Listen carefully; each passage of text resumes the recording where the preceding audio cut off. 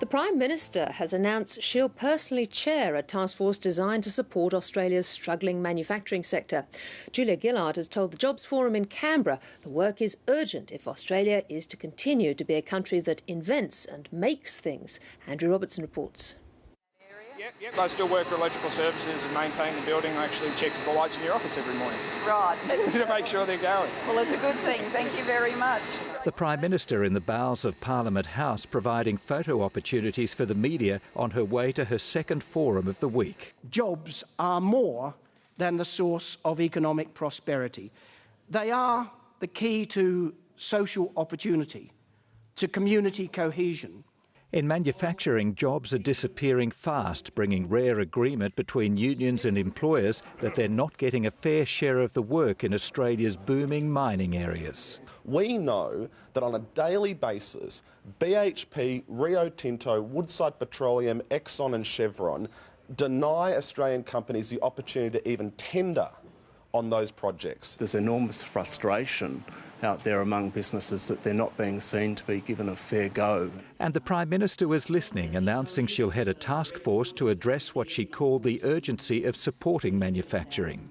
I want our economy to be one that includes high quality, good-paying jobs for Australian workers in manufacturing. Among a number of other measures, Julia Gillard said companies seeking government assistance of more than $20 million from both Canberra and the states will have to prove they're complying with the Australian Industry Participation Plan.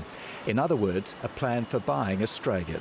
However, according to one of Australia's most successful business exports, Australian manufacturing needs to change to survive. It will only happen if Australia develops a value-add advanced manufacturing strategy. Speaking from Dow Chemical's headquarters in the United States, Andrew Liveris said innovation, education and a commitment to public-private partnerships will be the keys to a prosperous future. You see it in most of all the planned economies, of course, but free market economies have come up and are beginning to come up with their own effective versions of how this can work if you want to compete. And Mr Liveris delivered a warning about the pitfalls of Australia becoming too reliant on mining. A resource economy makes sense in the boom times, but what about the downswings? Unlike the Tax Forum, which was held in public, most of the Jobs Forum was behind closed doors. Organisers say that was because the Jobs Forum was spread over a number of venues. The Tax Forum was held entirely in Parliament's Great Hall.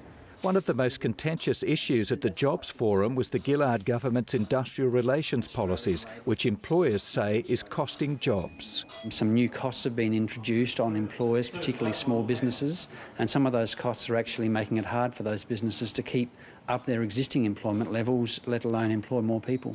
And while everyone at the forum agreed manufacturing needs help, getting consensus on workplace laws was a different kettle of fish.